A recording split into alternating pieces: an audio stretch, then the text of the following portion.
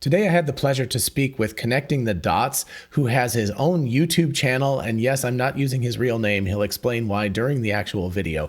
But anyway, we got into a whole bunch of stuff, and this is actually a really cool concept that we came up with. We're doing part one of this talk on my channel and part two on his channel. So you can watch this part one and then look in the description or go to his channel for part two. And the general topic is, how do we get from now to the age of abundance? So on my channel, on this talk, we're going to talk about AI day number 2 and actually AI day number 1 and what's happened over the past year or two and what could happen over the next couple of years. And then when we get to his channel and the part of the talk on that, we'll talk about further into the future and how we get to the place where you have universal basic income, where labor is kind of a meaningless concept and where people get to do what they want all the time. Let's take a look.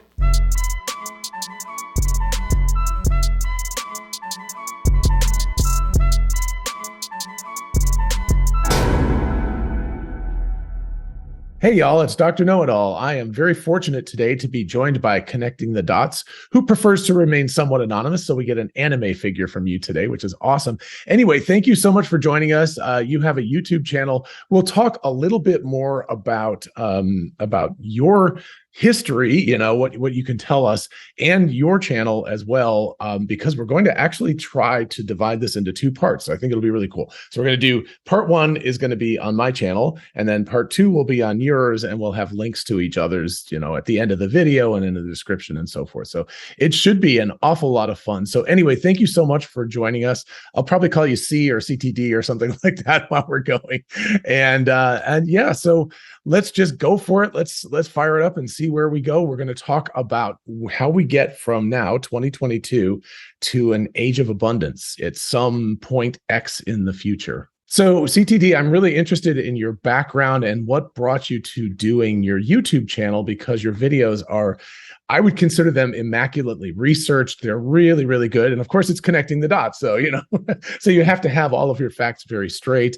I believe probably the how GM sold its soul to China would be maybe the most popular of your video series, but certainly the Cybertruck one is awesome too. So anyway, I will definitely leave a link to that in my description, so you can go and subscribe if you haven't yet. But yeah, tell us about your background and why the YouTube channel. Okay, basically I'm an aeronautical engineer, aerospace engineer. I majored in structures. I then went to work in aerodynamics because it was a better offer. I worked in aerodynamics. I moved later on into software because I liked writing software. Later on, I led a large group developing simulations. We developed the simulations infrastructure and the simulations themselves written on that infrastructure. And later on, I moved into systems engineering, which I do to this date. The reason that I'm using this filter on my face and I'm anonymous, I don't give my name here, is basically a lot of my work has been with the defense industry. So I prefer to remain anonymous and to keep these two parts of my life separate. Right. So that's basically it. Now, the channel itself, I just started it about Tesla and disruptions in general. I've been fascinating with the future and the disruptions ever since 2016, 2018. Okay. And this brought me to Tesla. And later on, I started this channel, which I deal mostly with the disruptions, with a few detours into other things that interest me, such as this GM thing and so on. And basically, there are two reasons that I do these deep dives. One of them is I really like going down these rabbit holes and researching stuff and sharing it online later on. And the other reason is basically because of all this anonymity thing and so on, then I can't just go on camera and so on and talk like most other YouTubers do, which means I have some delay between when I think of the idea and when I can show it. So I can't really talk about the current events and so on. I'll just be after a week or two after everyone. So I just prefer doing deep dives and then going through this narrator who's a friend of mine and he's also a Tesla fan and a Tesla investor, and then produced these videos. Excellent. Yeah.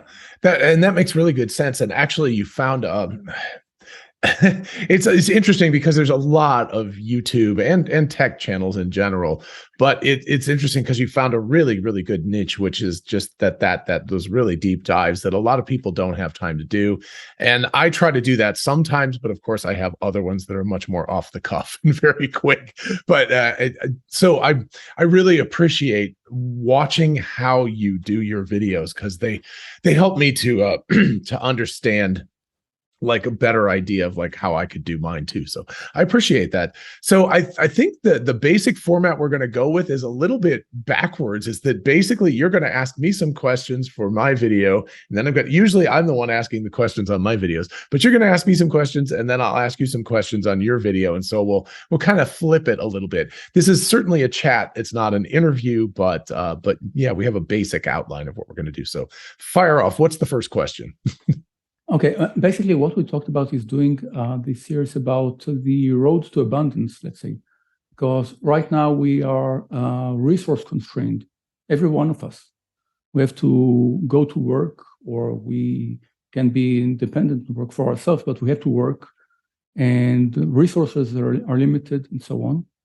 And some are far less fortunate than we are. Right. And we both share this view of going into a world of abundance.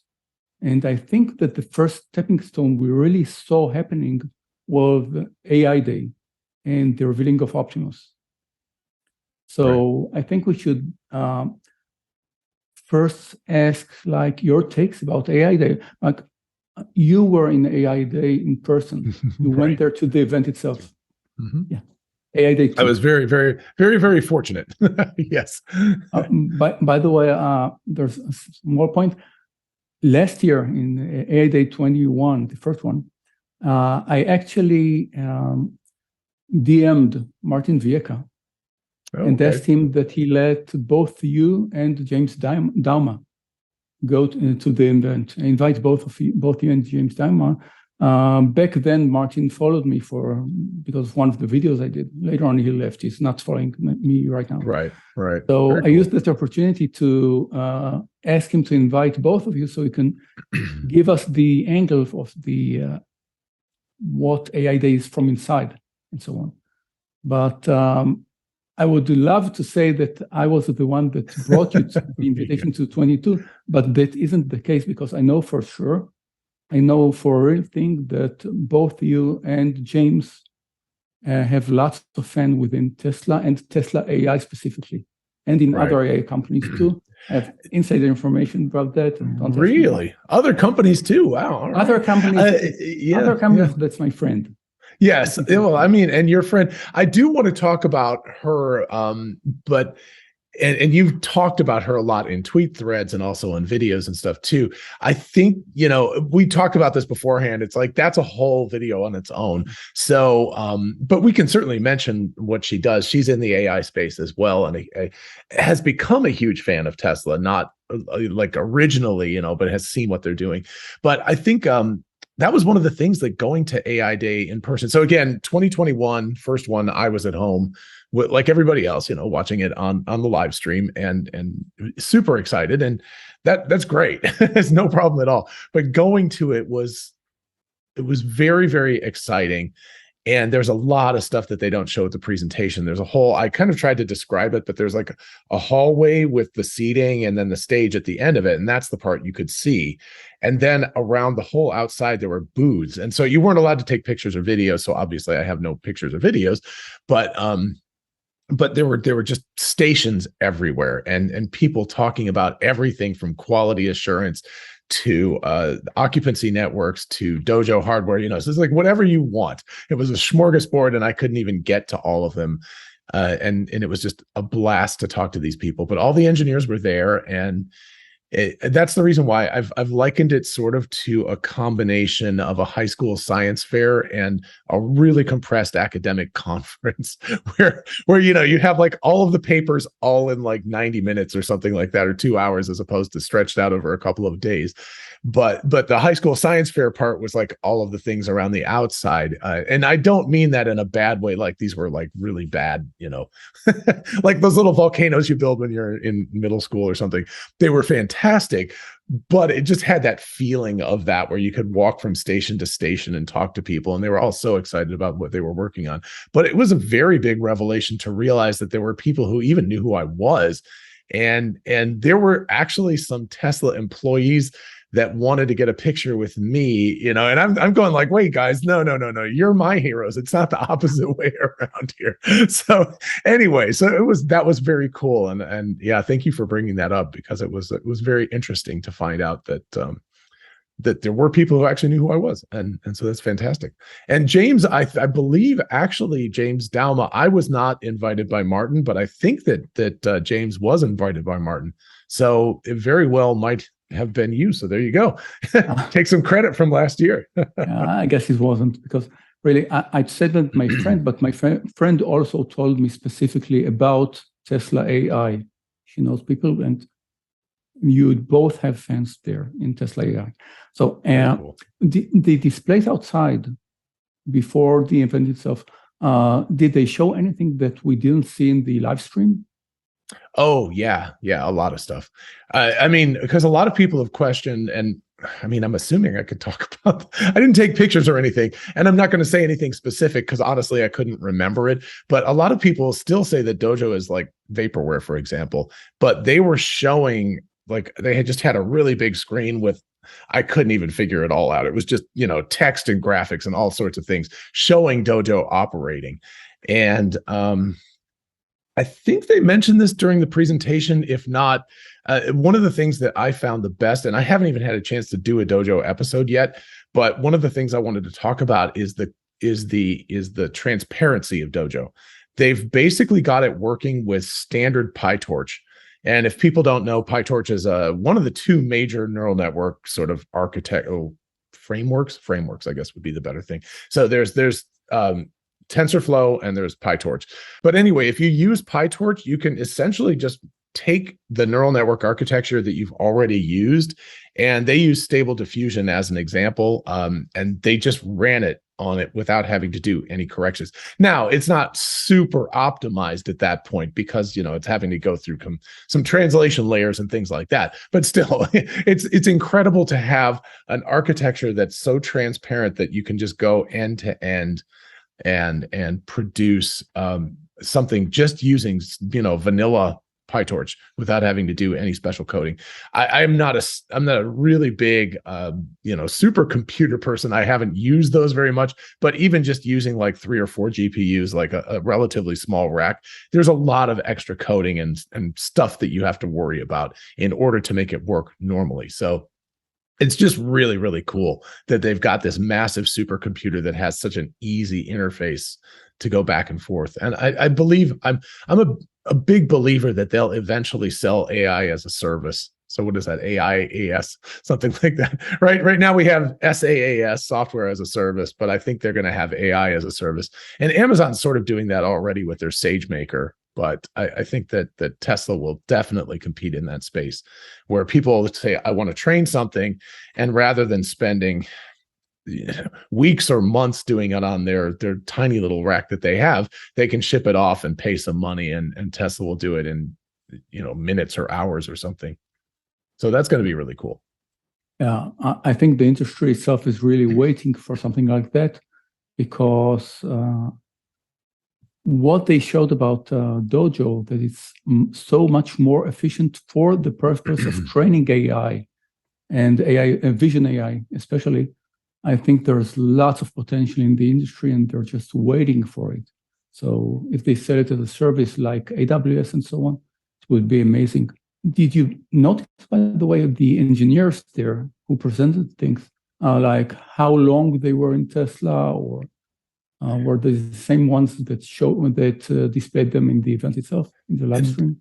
So some of them were, but most of them weren't. And that was also revealing, was to start to get a sense of like how deep the team was. And I mean, it's not that big. I know originally it was somewhere around 35 people or something, but I have a feeling that, I'm not talking about the data labelers or anything like that, but sort of the core team.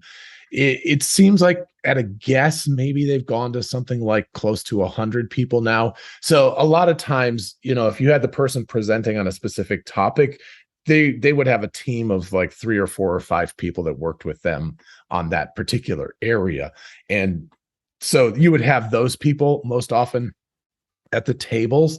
But sometimes you'd also get the presenters at the tables as well. So everybody was there. It was very open. At a guess, I would imagine that most of the people who are involved in Tesla AI and Vision were at the meeting. I mean, I don't know why, unless somebody had a vacation scheduled for a long time or something like that and missed it, but I would assume that somewhere around 80 or 90% of the actual people working were at the event. So it was a reasonable representation of how many people are actually there. It seems like, from what I get, is the main takeaway that I got from the event is that the scale of the effort that they're doing, it's like, first of all, they're going at it 360 degrees. They're attacking AI from all directions. They are doing the hardware and even the compilers. They're doing the software, the AI, the vision, the everything. They're just doing everything. The training hardware and the reference hardware, so on. So just attacking it from all directions, and I don't know anything about this scale. Even in history, it's like the moon landing program or something like that. Like nothing this scale, or the skunk works in Lockheed and so on. Right. In a way, I think the moon landing is actually a reasonable comparison. But the difference was that the moon landing took the entire, almost all 50 United States and 350,000 workers, or so. It was some insane number of people, and an entire country put a large part of its gross domestic product into this. Here, what we have is an individual company with 100-ish people doing this. It's absolutely crazy.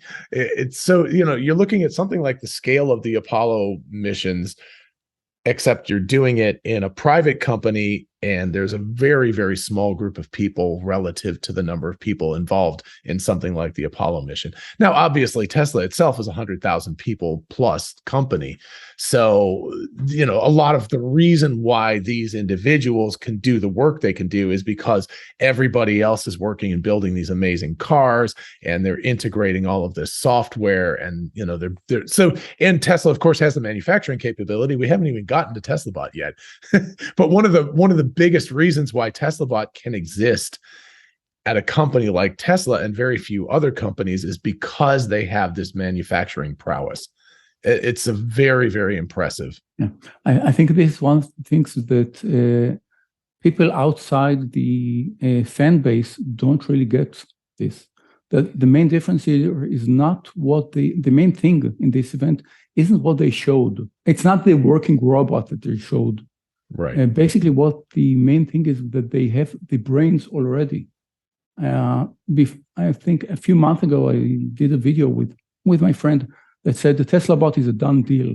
And what she said there basically is that if you just take autopilot, basic autopilot, then you can recognize things. You can recognize, like, this is a car, this is a truck, this is a baby, and so on.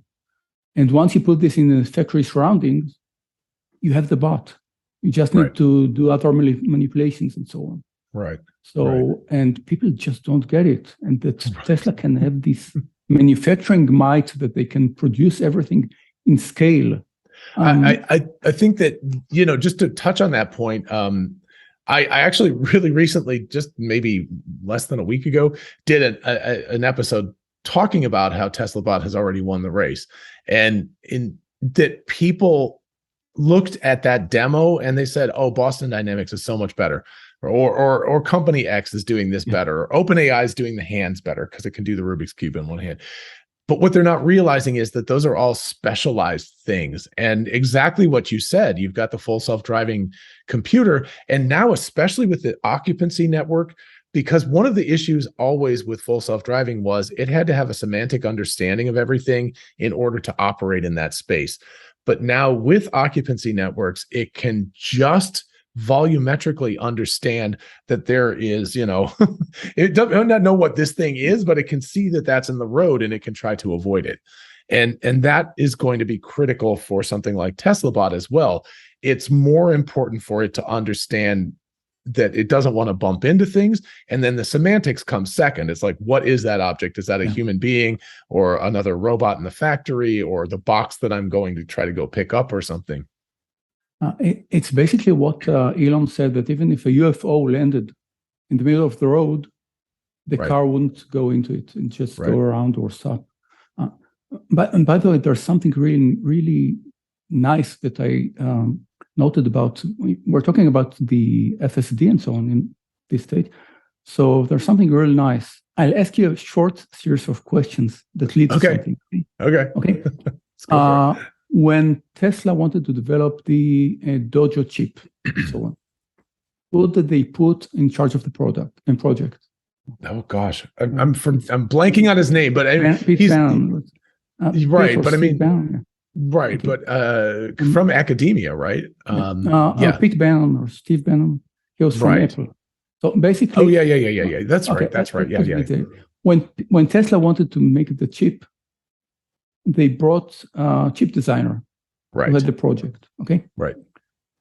When Tesla wanted to do AI in general, let's put it basically. Let's talk about their entire AI effort. Right. They brought Karpathy, which is an AI expert. Right. Now, who did they put in charge of full self-driving FSD? Well, Ashok is the one that So and he's a robotics expert. Yes. Oh, interesting. Oh. He's not an AI expert. He's from robotics. Basically, it doesn't mean a lot because we all do lots of things. Right. But that is interesting. I hadn't really ever kind of like put that together. Okay. And also, I mean, the person that was at AI Day, the kind of featured guest at AI Day 2021 last year was Dennis Hong from UCLA's Romela lab. And so I was thinking about academics and stuff, but he's a robotics expert. So interesting. Yeah, because they're working that together. They're treating the car as a robot on wheels. So they put in charge a robotics expert. It doesn't mean much, but it's nice touch.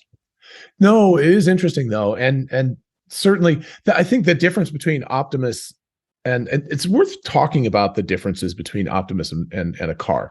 I mean, number one is that a vehicle, I believe, has a more difficult time sensing the environment because of the speed that it's moving through the environment. It can be doing well over 100 kilometers an hour. Like, that's just common highway speeds.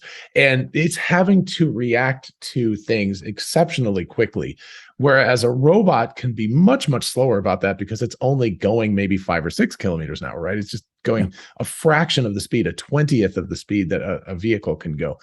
And so the vision system, and one of the reasons why I think that the TeslaBot's pretty much a done deal is because the brains are the hardest part. And if you took an automobile and only drove it very, very slowly all the time, autopilot would work great, right? A lot of the times is like when it has a lot of chaos and it's moving rapidly through that chaos. So that sensing aspect of it is much, much easier for the robot. The counterbalance to that is that an automobile only has basically 3 controls. It has acceleration, braking, and turning. That's it. So it's really, really simple in terms of the output, the control. Whereas a robot, much more complicated, which was the reason why when it walked, I was like, holy crap. Even though it wasn't athletic and it didn't look like one of those Boston Dynamics robots that can do backflips and things, it's like, okay, so they've gotten their brains working and they've done the hard part, which is getting the control systems to work, the output to work, and building control custom actuators and all of this kind of stuff that they're going to have to be building, and all of that only in under a year.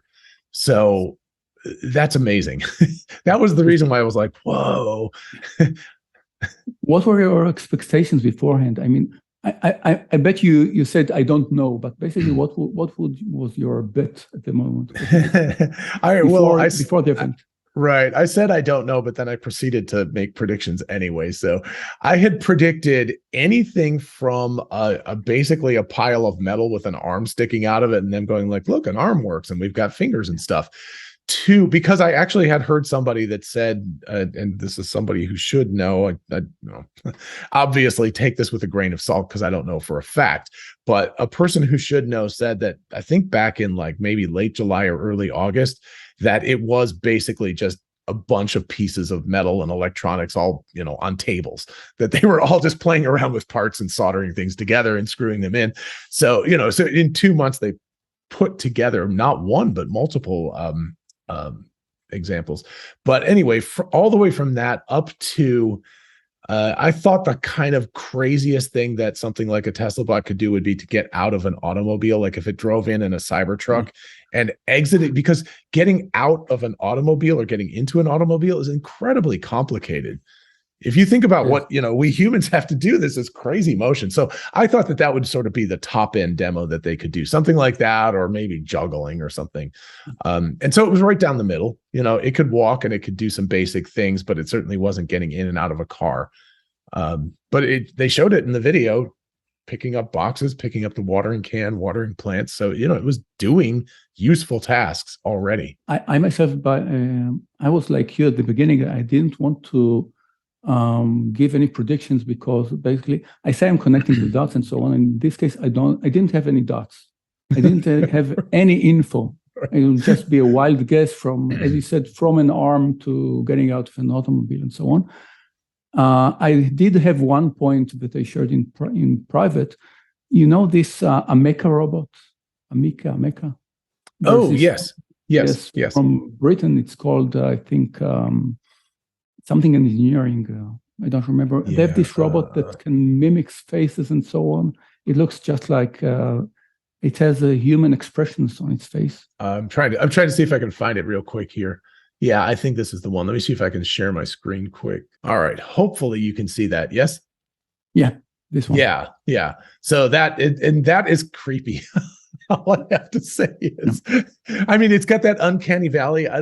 Do you know what the uncanny valley is? Yeah. I do. Yeah. So in case people don't know, it's I think the Polar Express was one for 3D animation that was considered to be uncanny valley.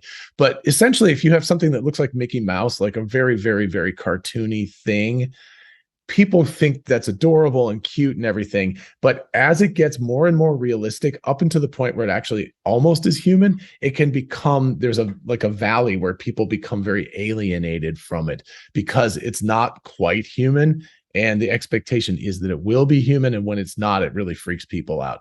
So anyway, so that has a little bit of that feel to me, especially when you watch it move. It's a little bit freaky when it's moving around and talking, but basically it has a similar kind of a look to Teslabot, not quite as refined. You can see the pistons under the arms and everything like that, but more or less like that. The company is called Engineering Arts. They're from Britain, right, and from the UK. And basically, when after AI Day 1, after the first AI Day, this company went out publicly and said something like, please, Tesla, take us. Please take us. Let us help you with this project. Right. And from what I knew, Tesla did not. They didn't do anything with them. Right. And when I found that out, I said, okay, this is very, very bullish because they don't need any external help. Right. Now, that's the only data I had, and I only told this privately, but basically what I missed were other dots which I ignored, which were last year. I think it was just after AI Day when I talked to my friend. She said that Tesla's timeline was very, very bullish, and they want a robot in the factory before the end of this year. Right. And she said next year, but it was in 21. Right. And with me, it's stuck next year. I thought about 23, but No, she said it in 21. She meant in the end of 22. So, okay, that was a bullish prediction. Later on, Elon said that the same thing, that they wanted a robot in the factory and by a prototype in the factory by the end of this year. Later on, when he talked to her the second time, by that time she had some inside info and so on. I don't know how much and so on. I really don't know how, if it's a lot or not. But she was very, she didn't tell me a lot. But when I talked about the timelines and so on, she said, like, Elon said at the end of the year, that's it, just take that and why are you asking me and so on. But it seemed like from what she saw, from what she said, that they'll have a prototype in factory much before that. And so I should have known that they have something working right now. Right. And I ignored that because it just seemed too fast. The exponential is going so fast with this company. And I just couldn't believe it. So when they just showed it, it was just a revelation. It was surprising. Yes. And the fact that they showed it in the factory, picking up some sort of a bar. Now, obviously, I'm sure that was it was, they blocked it off and they did a staged event, but it is actually in the factory environment doing tasks that it would eventually be able to do on its own. And they're demonstrating it already. I think like you, I had always thought to myself, okay, the brains, if it has the vision system of full self-driving, which they told us last year it did, so obviously that's not a gigantic leap, but I was like, okay, so it can solve the brain, they can solve the brains problem, but the mechanics problem, the all of the, how do you move these things around? How do you do a human-like hand that's adequate for what it needs to do? Those were all very, very fundamental research problems that they needed to attack and overcome and design around. And so I was like, if they had anything, I would have been impressed. The fact that they had a prototype that looked like it was, it looked more or less like it could be manufactured, right? It was relatively large plates. They had custom actuators built for it. It fit within a human form. It wasn't skinned yet with whatever they're going to put on the outside, but it mostly had all of the pieces that it needed to be mass manufactured. And obviously, just like with the Model 3, when they started the Model 3, it worked. But then they've been refining it and they've been going to single piece casting and things like that. So obviously they'll refine the body, but the fact that they have the body as close to a final form as they already do in just 1 year is just, just mind boggling. It's absolutely crazy. I think the main topic we said is the way to abundance, right? The road to abundance. So let's converge to this topic. Yes. And let's talk.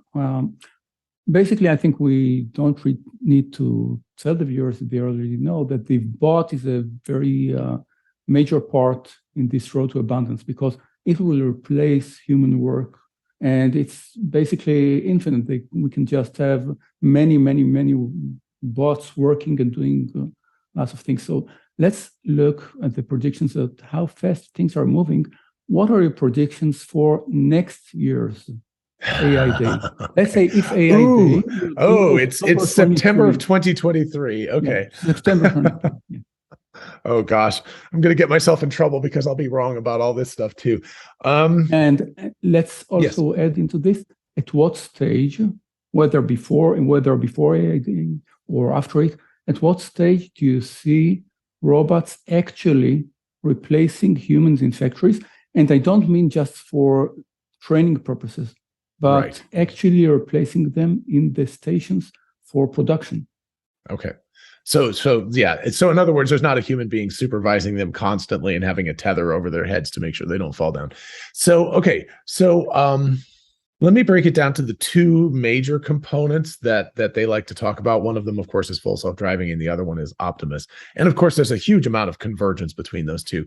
As far as full self-driving is concerned, and I don't know that they would make this announcement at AI Day, but my hope would be by AI Day next year, they will have approval in some city or some state in the United States to drive the vehicle, or maybe Canada. because they're driving in Canada too. But to be able to drive the vehicle autonomously, where the human, like the person, if I'm driving the car, I'm no longer driving it. I'm not legally responsible for the vehicle. That is the biggest step. If they can get, just because of the way that Tesla's doing this, they're not doing it like Cruise or Waymo or Mobileye or any of those companies, where they're just doing it like one city at a time, and it takes so much effort to get each new geographic location. Once it works in one place, it's going to work in most places very, very quickly. So, and I could see some restrictions, like it has to be sunny outside, it can't be raining, it can't be snowing, some things like that. But if that would happen by next year, and again, I don't think that would happen at AI Day, but that would be the major benchmark. It doesn't matter where it is, if it's Tulsa, Oklahoma, or Oakland, California, or I don't think it'll be New York City first. That's pretty crazy. But if they can get to that stage where it's approved in one location, then very, very rapidly it'll spread out everywhere. And that's going to just be data driven entirely. As far as what they'll tell us next year about full self-driving, I think honestly, I think they're at that point, they'll probably shift a lot of their focus during AI Day to something like Optimus and how they're modifying what's going on with full self-driving for Optimus. So by next year, I would expect that they'll have, I think I've already mentioned this, that they would have some sort of prototype production line in operation by then. So not something that can crank out, tens of thousands of these things, but something that can crank out hundreds of them. So they'll have the design, the basic design will be finished, and the hardware design, and it'll be all about the software and then how to ramp up production. So by AI Day next year, maybe they'll have the robots at the booths, like, kind of circulating around with the human beings and able to talk to us. One of the things that I find fascinating, and we didn't see at all during AI Day, is what they're doing with the face, because they just have that black, sort of really beautiful curved glass black thing. Like, yes, there we go. TSLABot. but so they what they've done is they've not gone the direction of like Amica, where they're trying to replicate a human face. They're very much not there. That's not the thing they're focusing on. And that's not to say they couldn't do that eventually, right? They could always just cut the head off and put a new one on that had human expressions on it. But I think that they feel like that's not important. It's sort of like the hands. Like, the hands don't have all the dexterity of a human hand because they don't have all the joints. They just basically only have one thing, a cable that pulls through the finger, and it causes the hand to just the finger to bend in a certain way. So that's pretty primitive, but it's just exactly what you need for a factory, where all you need is basic gripping, holding a power tool, picking something up. For that type of motion, it's perfect. I have to ask you about your background, because now that we're talking about hands, what is this? What are these hands back there? Okay. Basically, I played with some AI generated art. All this stable diffusion and the other ones, and the DALI and so on. And my friend noticed it, so she told me, basically I just give a very, I'm talking about my friend all the time and so on. Right. I just gave a very brief introduction. I have a friend, she's bright, she's brilliant. I mean, I'm pretty smart, but I'm really nothing compared to her. She's really brilliant. And she co-founded an AI company, and she's the CTO there. And basically what they did is, after the first AI Day, as you said in the beginning, she was a fan of Tesla, sort of. Right. And she told her mother, like, look, this is a good investment. So her mother put all her retirement funds on Tesla when it was 230 this split. So it's 230 before the first split. Oh gosh. So since we're now at around 200, around the same right. She is, despite this downturn right now, she's 15 times what she had. So basically, she was a fan of Tesla and so on. but not a fangirl and so on. It didn't interest her a lot. Right. And after AI Day, she just went on a rant in her Facebook page. I remember this. It was very impressive. They just take all the AI engineers, and she's really proud about her ability to take the best of the best for her company.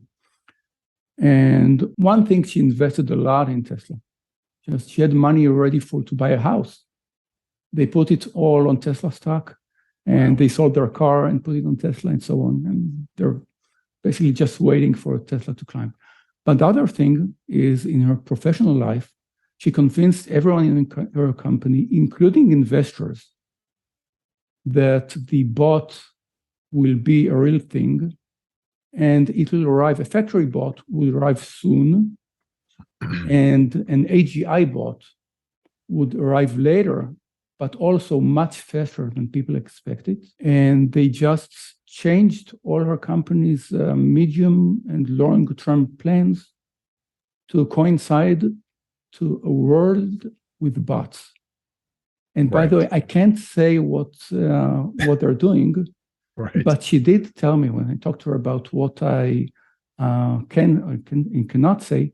She said that I should encourage everyone here to think about a world with bots and what ways you can prepare for it. Like just to give an example, think what would have happened if you would have known about the internet is arriving, or cars are arriving, and so on. And the timeline is much faster. Or even something like this, right? Yeah. The smartphone, that was a pretty big sea change. Yeah. If you would have been one of the first one with apps for iPhone, for example, then the possibilities are endless. Right. So they just changed their entire business model, and they convinced all their investors that they should go all in on a world with bots. So when there was this AI Day, AI Day 22, she did a live stream in her company. One of the reasons, by the way, was a proactive measure to prevent people from leaving her company. Right. So they're not afraid. And the motto there, she told me when she saw that I do AI work, that I did when I played with AI, said, give me an AI picture of a gauntlet, because what you want to do is to make an invitation that says that we're picking the gauntlet. Oh, and yes. They actually invited me to watch the live stream with her company. It was fascinating. Wow. And I watched it. And so the invitation included this, the right hand, it's this one. That one, okay, right. This one with her, below the Tesla logo, there was her company's logo. And it says, picking the gauntlet. And they're just welcoming the bots, and they're preparing for them. Excellent. The other design is the rejected design. Right. So basically, they said preparing for a world of bots, and they are encouraging everyone, including you, John, and me, and everyone, to just think about the possibilities and how we can prepare for it and embrace it, and think about possibilities of how bots can be trained, and that the possibilities are endless, because it's a new industry, it's a new world. So basically, let's go back to what we were talked about this design. When do you see the Teslabot replacing workers at factories? Actually replacing. I have the easy answer, which is as fast as Elon can make it happen, right? I know that he's got the whip and he's driving the team and saying like, go, go, go, go, go. So that's the easy answer. It's like as fast as possible. I know this is people are gonna think I'm crazy, but I can't imagine that by next year's AI Day, so assuming it happens at the end of September in 2023, I can't even imagine that they won't have robots already in the factory working. Yeah, absolutely working. And again, maybe they'll have like a little tether on top of them or something like that, just to make sure that they don't fall over. But why not? Look at the kind of progress. They went from nothing. They went from a 3D render to something that can walk around and see the world and pick up watering cans and do basic tasks in 12 or 13 months. So they've already done the hardest part. That's kind of what I feel like. I'm like, yeah, they have to. So I'm not saying there's going to be a lot of them. They may only have 10 or 20 or something, right? Because they're working on figuring out how to manufacture them. But I don't see why they would not have them working in the factories by then. I think what Elon is saying by the end of this year is probably quite reasonable. They just won't tell us. That they'll have them working, but in a very, very controlled environment, and that will expand out over next year. And so by the end of next year, as many as they can build, they will have them in their factories. More than likely in the in the Fremont factory first, just because it's close by. But you know, who knows where they're going to build this? They'll probably build them in Austin, I would imagine. It's the biggest factory. They seem to have the most space, so they could set up. They could build a little extra building, because robots. The good thing about robots is they're very, very little material compared to a car. Cars are big and they take a lot of material, and a robot is just people sized, so it takes a lot less material. So an assembly line for robots can be much, much smaller. And I don't know if you looked at the battery pack, like the thing with the electronics in the battery pack in there, but I'm wondering if they're going to be going with a form factor that's different than 4680s. I had always assumed they would put 4680s in the TSLABot, but I'm thinking that they're going to have some sort of custom designed, maybe not like a pouch, but maybe the blade cells that they're talking about. Is that CATL that's doing? No, BYD. I think BYD is the one that's making blade cells, the batteries. I don't think so. Oh, which company is it then? So. Basically, oh, you don't think so? You think it'll be 4680s? No. Okay. I think they'll go 4680s for basic reason. Let's say for efficiency's sake, it should be very, very close, basically. But the main reason is, I think Tesla is very vertically integrated. Right. And the bot will be their main product. And I don't see them wanting to rely on any company besides themselves. And I see them using the 4680s. They can control the chemistry, they can control whatever, and they'll just spit them off the line and so on. Right. So okay. I had always been convinced of that until I saw the shape of the battery pack, which is more or less just a rectangle. But so anyway, we'll see. I had thought until I saw that image that they were going to use 4680 cells, but I also thought they were going to place them in multiple places around the bot, not just in the central torso area. So I was wrong about that too. So I can be wrong about lots of things. Yes, I'd just like to add one more thing. Is just to first of all, two things. One of them is to applaud you for your answer about the TSLABot being working in factories next year. I saw that most others think they won't. For example, Stephen Mark Ryan, I think Dave Lee interviewed him, and he said that it won't happen by next year. And by the way, I have a lot of respect to Stephen. It's not saying anything. No. I've been trying to get him to interview on my channel for forever, but he's always like, later. Yeah. So anyway, he said it will take more time, and I don't see it taking more time because they already have everything working. Yeah. And for training purposes, they already had the prototype, the Bumble C, and so on. Pretty soon they'll have the working bot in the factory. They will iterate the design all the time. They see that things move a bit differently and so on, so they'll change things and so on, but making it better and faster, but it will do productive work pretty soon. It will be, and the main thing is people think it will stop the work of the factory. They think that if you want to have the robot working, it should be better than people at start. Right. And it's wrong because of the way the production line is built in Tesla, as Joe Justice said, they have these production cells. Right. So in the beginning, you just have this production line going straight ahead, and you'll open at one station. You'll open a cell parallel to it, and the bot will the work. And if the bot fails, they'll just do it again and fix it and so on, or if it works slowly.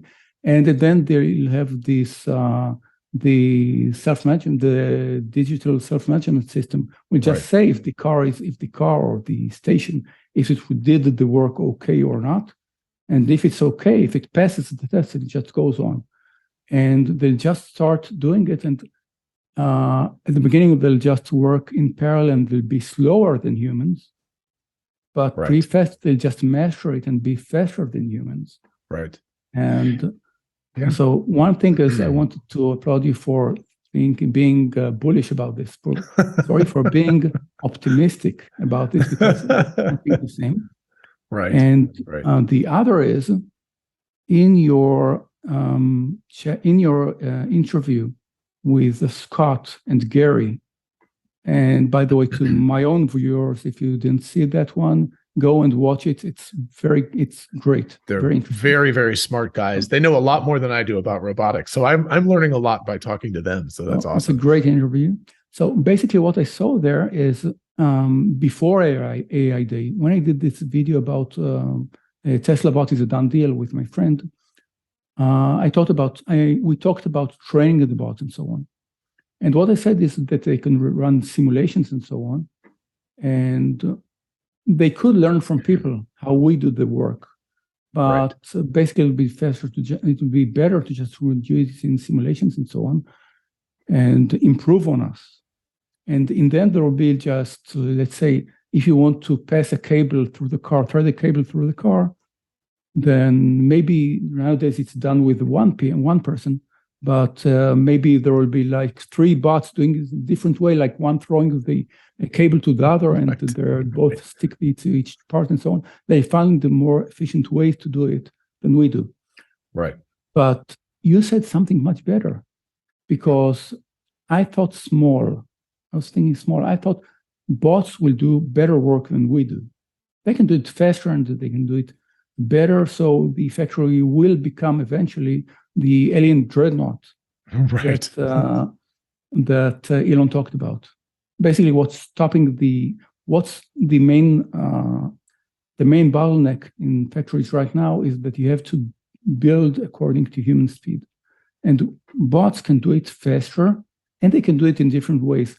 But you went a step further than I did, or 2 steps further. You went a distance further, because you said, when you talked about it, that once you let the bots do it, and you can run simulations and so on in the background, then they'll find many ways to do the work, not on a single station, but the entire factory can look different. Like what you said, like something like that bots dangling from the ceiling and so on. Right. I don't know. Like it's unlimited. We can do like multi-level production cells and so on. When people do something, I talked from what I'm used to. I said people, but it'll be bots. Bots doing something in the underside of the car and others doing in the upper side of the car at the same time. Some of them climbing on the car and some of them climbing from below it and so on.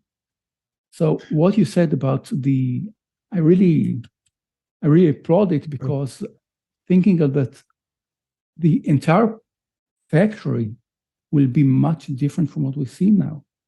So basically, if I'll say my closing words and then you'll say, and we'll move to my exactly. is that basically what we're talking right now is that the output of the Teslabot is a stepping stone in a world of abundance, because it will allow unlimited labor. It'll be very cheap, ultimately. And you can produce as many as you wish. They can do things, they will ultimately do things faster than we can do and better than we can do. And they don't get tired, and they can work 24/7 except for some maintenance. And they can charge you wirelessly while they're working and so on. And they don't get sick, and they don't sue for various reasons and so on. And basically, what you have is just people won't have to work. The work will be done for us. And that's the first stepping stone to a world of abundance. And I'm handing this to you so you can close for your There's so much stuff I want to actually talk about. But I think just before we close, I want to say yes and to all of this, that all of this is exactly right in my mind. But with the added addition that the digital self-management that's in Tesla's factories, which is basically software that's watching what's going on all the time. And so that allows a human being to go in and say, like, if I snake this cable through this way, is this better or worse than the other way that I did it? Or bend a rod this way. And they get like a thumbs up or thumbs down, and which is much better than having to go to a human manager, because it could take a period of time before the human manager has time to look, and you know, they're not paying attention to you all the time. So now, instead of like 30 seconds or a minute per iteration, right? So a human does something, and then they wait for the computer to evaluate it, and then they figure out whether they did it right or wrong.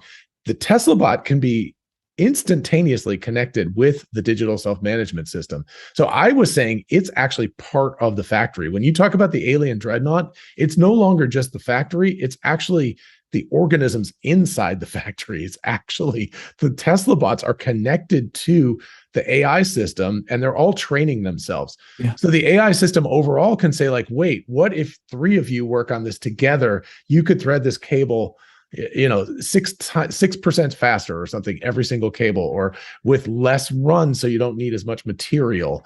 And that's the kind of creativity that it's sort of like running genetic algorithms in simulation, except it's real life. So it's pretty cool. It's a beehive. Exactly. It's like an ant or a beehive.